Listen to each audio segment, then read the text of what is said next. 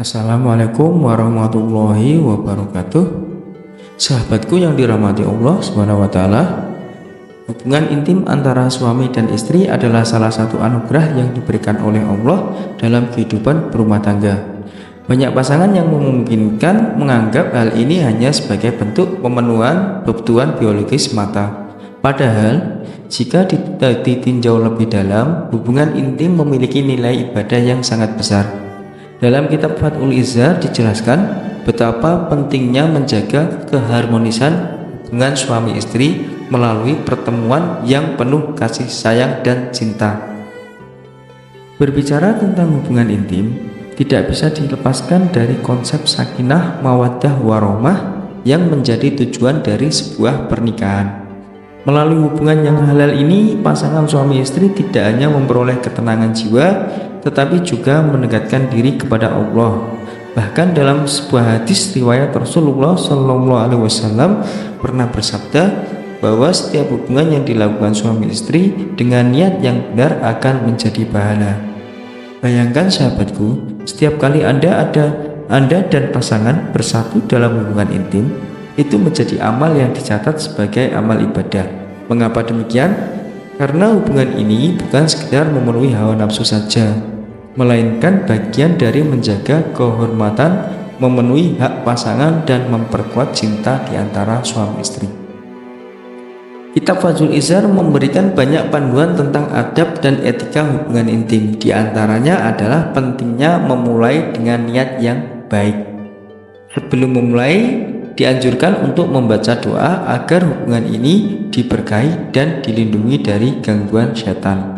Dalam kitab ini juga ditetapkan pentingnya menjaga kebersihan diri sebelum dan sesudah melakukan hubungan intim.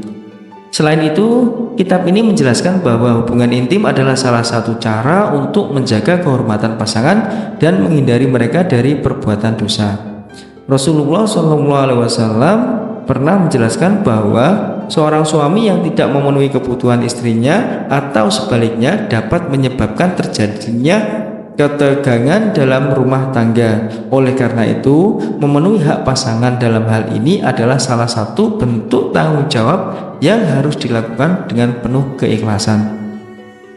Tidak hanya itu, hubungan intim juga menjadi sarana untuk menyelesaikan banyak sekali masalah dalam rumah tangga. Ketika suami istri menjalin hubungan dengan penuh kasih sayang, mereka tidak hanya mendekatkan diri satu sama lain secara fisik, tetapi juga secara emosional dan spiritual. Rasa cinta, pengertian, dan kepercayaan akan tumbuh semakin kuat melalui hubungan ini. Dalam Fathul Izzar dijelaskan pula tentang pentingnya komunikasi dalam hubungan intim. Suami dan istri dianjurkan untuk saling berbicara, memahami keinginan masing-masing, dan menjaga perasaan satu sama lain. Hal ini penting agar hubungan tidak menjadi rutinitas yang membosankan, melainkan momen yang selalu dinanti dengan penuh kebahagiaan. Kitab ini juga memberikan suatu pedoman tentang cara memberikan kebahagiaan secara kepada pasangan. Salah satu poin yang ditekankan adalah bahwa hubungan intim bukan hanya tentang kepuasan fisik, tetapi juga memberikan kebahagiaan batin. Oleh karena itu, suami istri harus saling berusaha untuk memahami apa yang membuat pasangan mereka nyaman dan bahagia. Lebih dari itu, Fathul Izzar juga menekankan bahwa hubungan intim adalah salah satu bentuk ibadah yang memiliki banyak manfaat, baik secara fisik maupun mental. Secara fisik, hubungan ini dapat meningkatkan kesehatan tubuh, memperbaiki sistem imun, dan mengurangi tingkat stres. Sementara itu, secara mental, hubungan ini dapat memperkuat rasa cinta dan kepercayaan antara suami istri. Sahabatku yang dirahmati Allah Subhanahu wa taala, seringkali kita merasa malu atau enggan untuk membicarakan topik ini secara terbuka. Padahal, dalam Islam semua aspek kehidupan memiliki aturan dan panduannya, termasuk hubungan intim dengan memahami dan melaksanakan adab yang diajarkan dalam kitab-kitab seperti kitab Fathul Izzar. Hubungan intim dapat menjadi lebih bermakna dan berkah. Sebagai contoh, kitab ini menyarankan agar suami istri tidak hanya memperhatikan kebutuhan fisik pasangan saja, tetapi juga emosionalnya. Memberikan perhatian, pujian, atau sentuhan yang lembut sebelum memulai hubungan. Itu adalah salah satu cara untuk menciptakan kenyamanan. Selain itu, penting juga untuk selalu mengakhiri hubungan dengan rasa syukur kepada Allah atas nikmat yang Dia berikan. Salah satu hikmah besar dari hubungan intim adalah lahirnya generasi yang soleh dan soleha.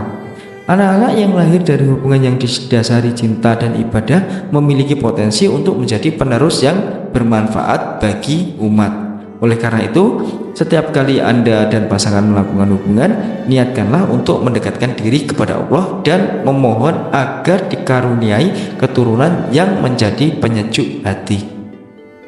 Namun sahabatku, kita juga harus ingat bahwa hubungan intim harus dilakukan dengan penuh kesadaran dan tanggung jawab. Jangan sampai hubungan ini hanya menjadi penyebab keretakan dalam rumah tangga karena kurangnya perhatian terhadap adab dan etika yang diajarkan. Bagi pasangan yang mungkin merasa kurang harmonis dalam hubungan, kitab Fathul Izar memberikan banyak tips untuk menghidupkan kembali cinta dan gairah dalam rumah tangga. Salah satunya adalah dengan mencoba hal-hal baru yang sesuai dengan syariat Islam. Suami dan istri dianjurkan untuk saling terbuka dalam membahas apa yang mereka inginkan dan apa yang mereka butuhkan, sehingga hubungan dapat berjalan dengan baik.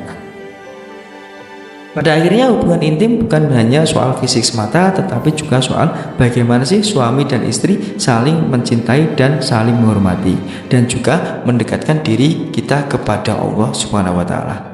Dengan memahami ajaran Islam melalui kitab seperti Fathul Izar, kita dapat menjalani hubungan ini dengan penuh keberkahan dan kebahagiaan. Sahabatku, semoga pembahasan ini membawa manfaat dan menginspirasi kita semua untuk menjadikan hubungan suami istri sebagai sarana ibadah yang mendekatkan diri kepada Allah. Jangan pernah malu untuk mempelajari hal ini karena semuanya adalah bagian dari upaya kita untuk menjadi pasangan yang lebih baik.